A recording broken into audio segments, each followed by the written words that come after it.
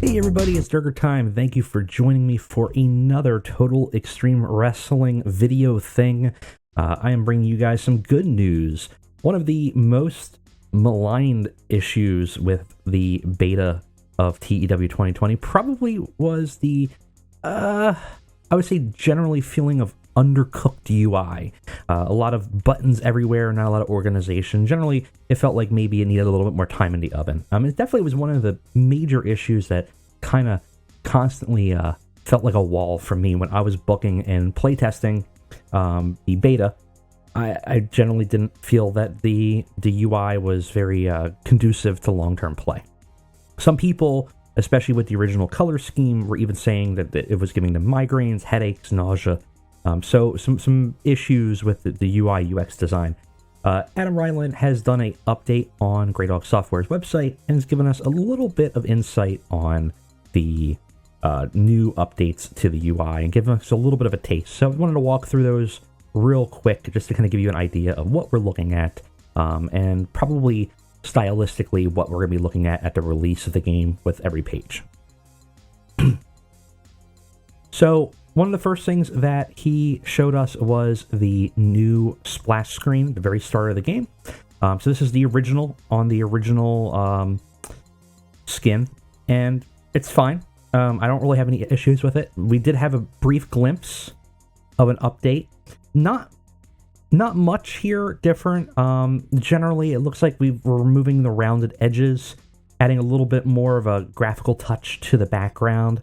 You know, overall, this looks great. I didn't really have any issues with the original screen at all, but this is a nice welcome addition as well. I think it looks clean, it looks sharp. I don't really have any issues with it. And you know, I don't mind the rounded edges on the side being square. I think that's a nice clean look. It's definitely an improvement, and they did a really good job on it.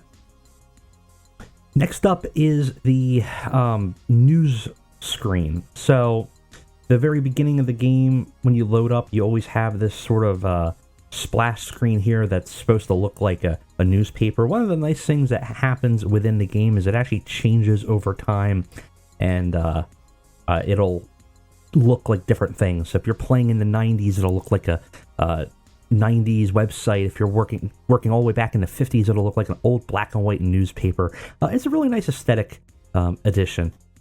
And it's something that I think a lot of people are going to have a lot of fun with in the modding scene as well. Now, the new screen definitely looks a little bit different.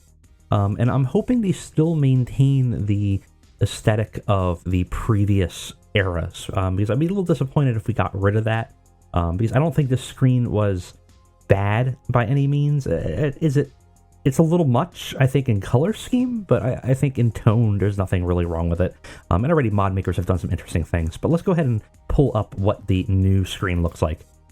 So, I mean, I will say, overall, I think this is sharp. Color scheme is strong and cohesive. Overall, I think it has a nice aesthetic to it. Overall, pretty solid. You know, I have no complaints about this one. Like I said, this was not the screen that was necessarily my big issue, so it didn't need to be changed, but I think this is a nice addition. I think they did some fantastic work over there in really trying to pull together a cohesive experience on that screen. Now, moving on from the main screen, I think the office is going to have the most dramatic change. This is really probably the page that needed the most work. Some of the other pages that I think need a lot of work we haven't seen yet, which is a good sign because it probably means that they're doing some more back-end stuff to make it a little bit more aesthetically pleasing. So this is the office screen. This is where you're going to be spending like 90% of your time while you're playing, and honestly, it should look sharp. And right now in the default, it doesn't. The buttons all feel kind of disorganized and just sort of in a big glob. The white borders on the white text kind of clash. Overall, it's kind of a grating experience to look at and does not provide that kind of nice UI that you would want from a 2020 video game. So the update, I think, is a massive improvement. Looking at this, it looks like we've given up a little bit of the screen in terms of the window for the assistant alerts, which I think is fine because I don't think anything is written out that large that you would need it. And now instead we have this nice blocking of the brand splits. You have your creative, your broadcasting, your business management, your external. All of these look really good. I'm also noticing that it seems that they took heavy inspiration from Kamchata's on the forums blue and gold skin release. The blue is really easy on the eyes, so it should be good. Orange is a nice calm contrast, so that's good. We're not on those harsh edges anymore of the whites. This is a fantastic upgrade. I like the breakdown of the different splits of type of button. I think it's going to make it a lot easier to go around and book. This looks great. And this was like probably, in terms of UI, this was probably like 60% of my issues was just this one page, and I'm looking at this and I'm feeling like this is like a night and day improvement. This is really, really clean. It looks good. The buttons are all organized very nicely. Overall, it just feels like a complete experience. They did a fantastic job with this screen. The next screen we got to look at was the workers screen. Again, another area that you're going to be working on for a while. I want you to take note of this horrendous grid of the white on white. You know, this is where people were saying they were getting headaches and nausea. Definitely, as a person that has some vertigo sensitivities, I can kind of see where that would happen. It's not horrendous to me, but it definitely feels cluttered. And with all of the colors here, we lose some of the nice color grid here by having this kind of the way it is. And this is probably the biggest issue with it. Let's look at the new screen, kind of get an idea of what they did. So much cleaner. Again, keeping that blue gold aesthetic, which I think is sharp. A lot of change, right? Just removing those grids, allowing those colors of the scores to pop a little bit more.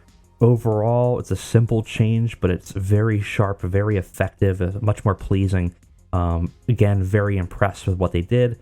I think overall, a really simple change, but it's a really nice one that we're going to be getting out of the gate.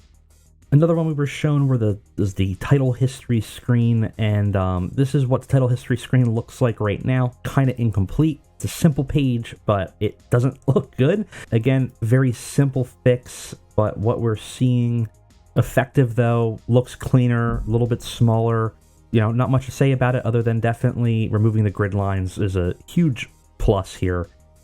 And finally, the last page that they have shown us was the title screen. So this is kind of the area that you're going to manage your titles, see your history, things like that. One of the issues is the gray on the Prestige mixing with the colors kind of made it hard to read at times.